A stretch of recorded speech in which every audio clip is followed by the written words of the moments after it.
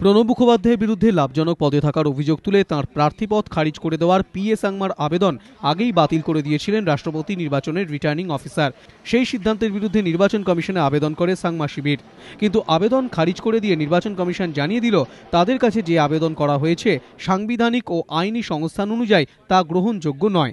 এই সংক্রান্ত কোনো বিতর্কের সূত্রপাত ঘটলে তা নিয়ে চূড়ান্ত সিদ্ধান্ত নেওয়ার এখতিয়ার একমাত্র সুপ্রিম কোর্টের আছে। এদিকে জয়ের জন্য প্রয়োজনীয় সংখ্যা সঙ্গে না থাকলেও প্রণব মুখোপাধ্যায়ের বিরুদ্ধে আক্রমণ শানিয়ে চলেছেন PA Sangma.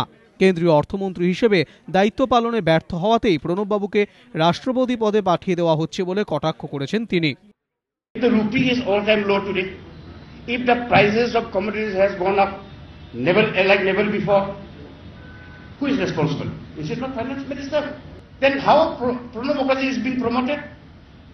Raisina Hill has become a dumping ground for the failures. এদিকে প্রতিদ্বন্দ্বী সম্পর্কে কোনো ধরনের মন্তব্য করা থেকে বিরত থেকেছেন প্রণব মুখোপাধ্যায়। कोई कैंडिडेट का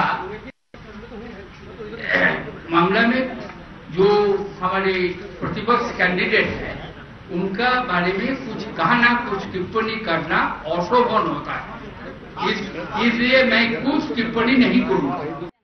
13 জুলাই মুম্বাইয়ে শিবসেনা প্রধান বাল ঠাকরের সঙ্গে বৈঠক করতে পারেন প্রণব বাবু।